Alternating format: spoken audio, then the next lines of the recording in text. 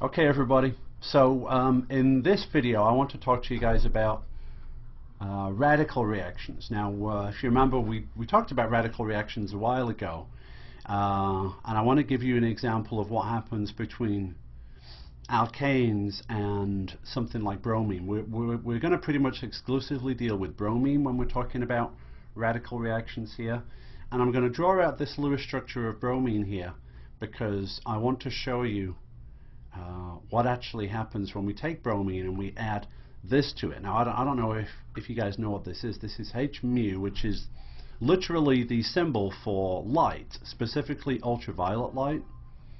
Now, all that means is you take the bromine, shine some ultraviolet light on it, and what happens is this bromine-bromine bond breaks. And it breaks with both the electrons going in opposite directions. And so what we get is two radicals. And we talked before about how reactive and unstable radicals are. And so what happens is this radical goes nuts with this guy, and what happens is it replaces one of the hydrogens in this compound. And when you look at just propane here, you can see there's hydrogens on each end carbon and there's hydrogens in the middle. These guys are primary carbons. This is a secondary carbon, and the fact is that radicals prefer hydrogens on tertiary carbons and then secondary carbons and then primary carbons. So they prefer these the least, these the most. So when we have secondary and primary, what happens is the most common product that you're going to see here is where one of the hydrogens gets replaced on the secondary carbon with the bromine. And the reason this is useful is this is a way to go from a molecule with 0 functional groups to a molecule with a functional group that you can then do something with in terms of other reactions. Okay? We're going to be focusing mainly on bromine, not so much chlorine. Bromine works a lot better, it's a lot more selective than chlorine, so we're going to be sticking mainly with bromine and ultraviolet light. Okay? So I want to ask you guys a couple of questions here. Given these two molecules, can you predict, based on what we talked about here, can you predict, based on this tertiary, secondary, primary idea, of what single bromination products we're going to get out of these two reactions? So the simple way to look at this is look at all the carbons and figure out, well, are they primary, secondary, or tertiary? If there are any tertiary carbons, those hydrogens will get replaced the easiest. So you can see in this compound we've got primary carbons, we've got a secondary carbon, but we've got a tertiary carbon right here, which means there's a hydrogen there, so that's the one that's going to get replaced. So that means the product here is going to be this. Again, the ultraviolet light is to break the bromine-bromine bond and create the bromine radical to begin with, to allow for creation of this product. Notice I haven't gone through the mechanism here. I'm not too concerned about that. What I want you guys to understand is just to be able to predict the product at this point. So take a look at this guy as well. We've got secondary, secondary, secondary, secondary, primary, and there's a tertiary carbon here. And so the main product, and really the only one I need you guys to worry about as far as the reaction product goes, is this, where the hydrogen on this tertiary carbon gets replaced by a bromine. Hopefully that makes sense so far. And I just want to go through a couple more examples. This is exactly the same idea. Take a look at this carbon. We've got secondary carbons, secondary, we've got a bunch of primary carbons, but what sort of carbon would you guys say that is? Notice how there's 4 carbon groups coming off it. This is a quaternary carbon. You'll see there is no hydrogens on there at all. Although it's the most substituted carbon, there's no hydrogens to remove, so the hydrogen that gets removed is the one on this tertiary carbon. So it's always important to make sure that you can see that there is actually a hydrogen there to remove. So can you guys see that's going to be the product from this reaction? And then for this guy, we got primary, primary, 2 secondary carbons that are both the same as each other. So all that happens is that we replace one of those secondary carbons, the hydrogens, with a bromine. It doesn't matter whether we do this one or this one, we get the same product either way. So hopefully that makes some sense. Again, the overall goal of this radical halogenation is to allow you to create a functional group where there wasn't one before. Alright, I did not mean to draw that, that just sort of happened. So hopefully that makes sense.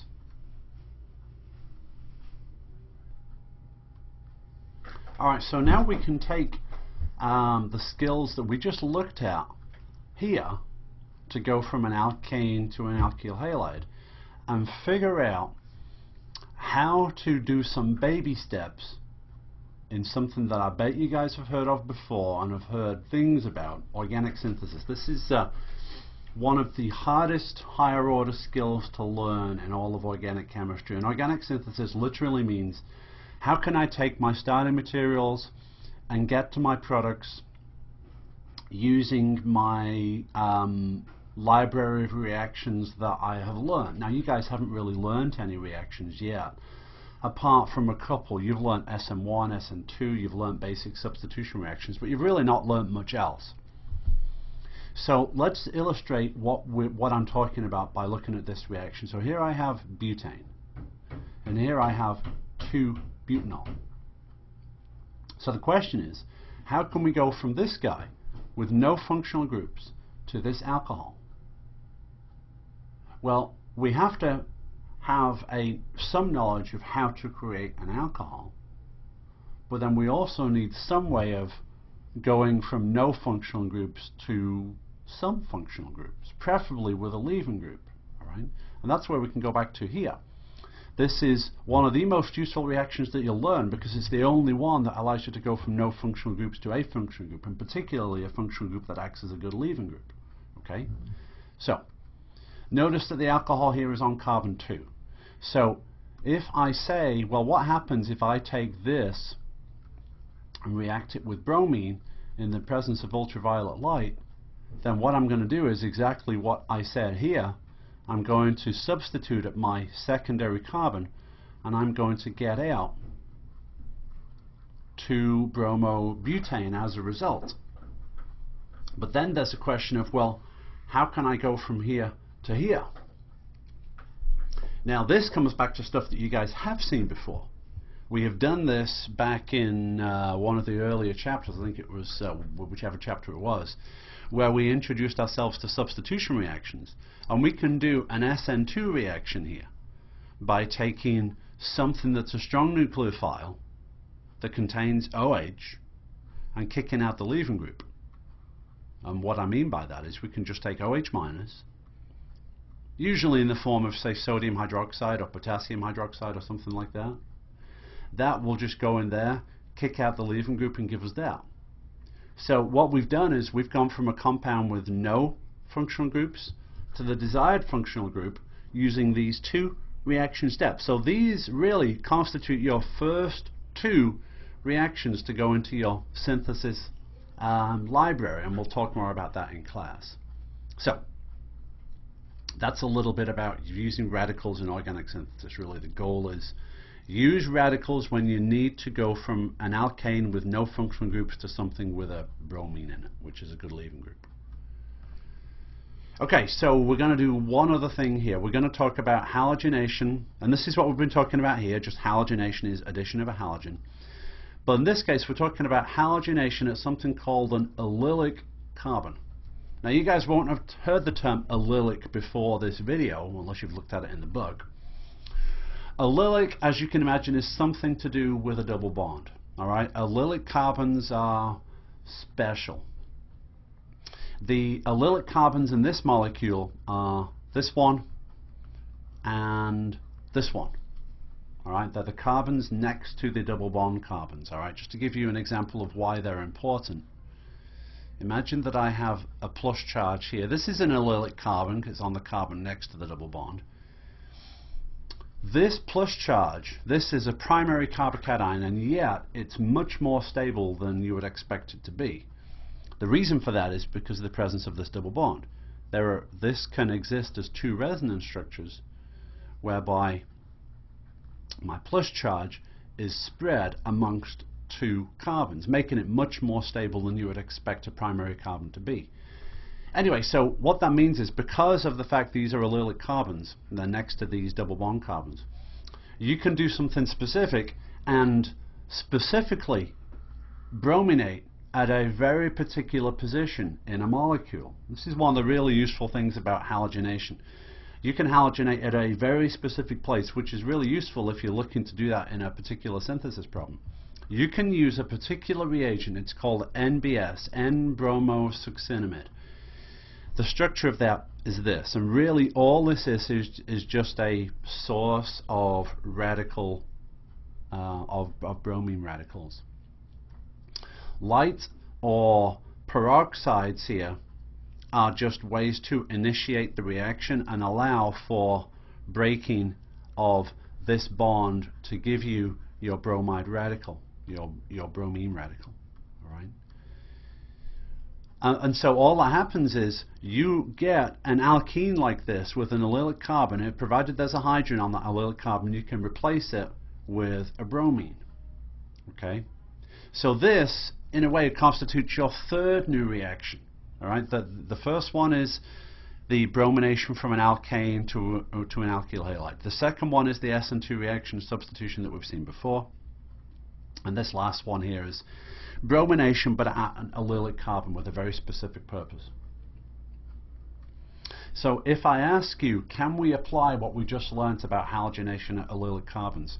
Can you take an alkene like this, whether it's in a ring or not, and predict what the monobromination product is going to be? We're talking about monobromination because there's just one bromine here. So can we draw out what the product of these reactions would be? And this is really just going to give you an idea of can you follow the example here and understand what it means for an allylic bromination to occur. So when you have an alkene and you have this NBS in the presence of light or peroxide, you are going to brominate at the allylic carbon. Now there are two allylic carbons here. This compound's symmetrical, so either one of these two would be fine because they're both the same. So if you were to draw out the product, what do you think you would do? Well, the fact is you would put a bromine at one of those two allylic carbons. Again, we're just talking about monobromination, just substitution of one bromine. It doesn't matter if you put the bromine here or here, it will give you exactly the same compound. Now what about this guy down here? There's an alkene, there are carbons next to it. The allylic carbon is here, just like the allylic carbon in this compound is here and here. There are hydrogens there, just there are here and here, so we can replace one of those hydrogens. Can you see then that if you take this alkene and react it with NBS, you brominate at the allylic carbon, putting the bromine there? And these are useful in synthesis as well if you need to generate a functional group next to a double bond. That's what this is useful for. Okay? So that is all about bromination of alkanes and alkenes using radicals. Thank you.